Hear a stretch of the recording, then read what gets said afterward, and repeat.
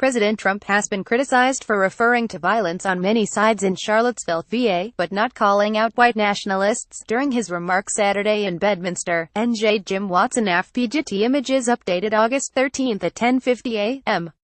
ET political leaders used Twitter to respond to the violent confrontations that began Friday night in Charlottesville, VA, continued with a Unite the Right rally that pitted members of the alt-right, Ku Klux Klan and neo-Nazi groups against anti-racism counter-protesters on Saturday and turned deadly when a car plowed into a group of pedestrians.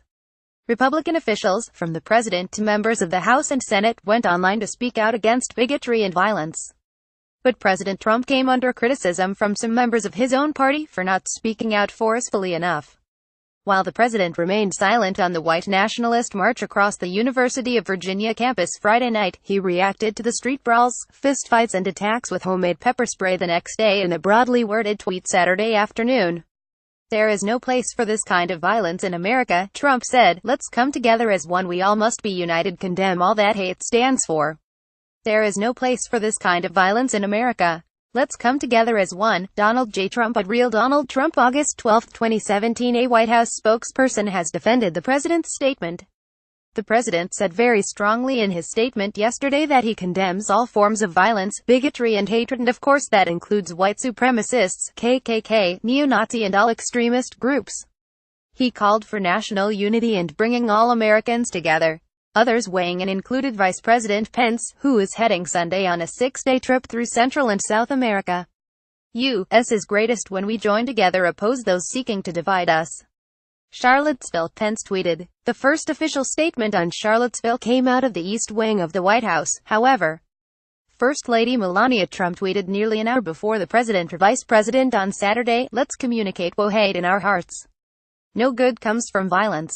Charlottesville, she tweeted. "Our country encourages freedom of speech, but let's communicate what hate in our hearts. No good comes from violence." Charlottesville, Melania Trump at FLOTUS. August 12, 2017. But the president's initial response quickly appeared outdated when a Dodge Challenger plowed into pedestrians, killing one woman and injuring at least 9 others. Just over an hour later, during televised remarks about a bill signing that had already been on his daily schedule, Trump addressed the intensifying situation in Charlottesville, which had been covered on cable news outlets throughout the day.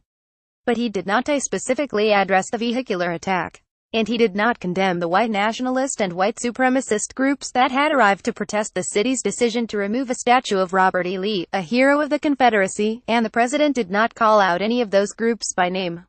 Instead, the president alluded to shared blame between protesters and counter-protesters for failing to maintain peace in Charlottesville. "We condemn in the strongest, most possible terms this egregious display of hatred, bigotry and violence on many sides." On many sides, Trump said.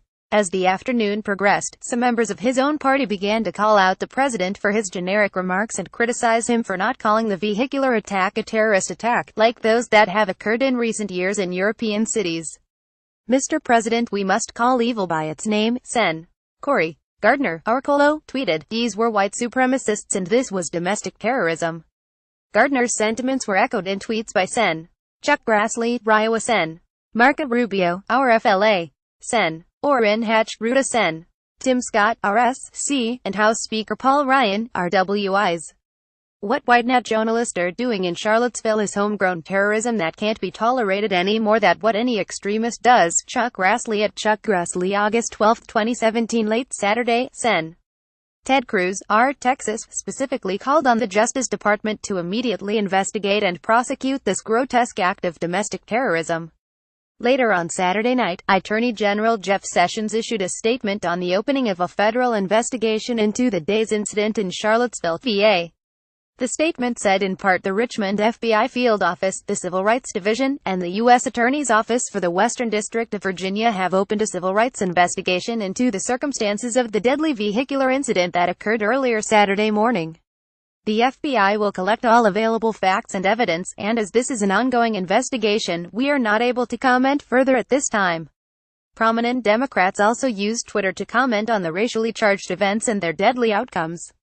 Invoking the torchlit march of mostly young, white men through the University of Virginia's campus on Friday night, House Democrats tweeted a photo of the Statue of Liberty with the message, "The torch of liberty outshines darkness and hate."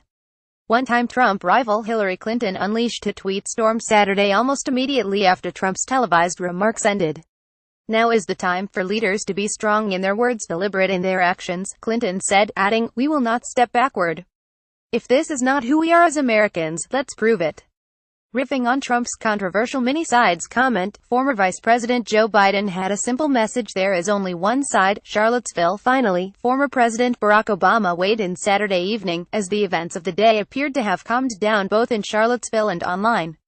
"No one is born hating another person because of the color of his skin or his background or his religion," Obama tweeted, adding, "People must learn to hate, and if they can learn to hate, they can be taught to love, for love comes more naturally to the human heart than its opposite."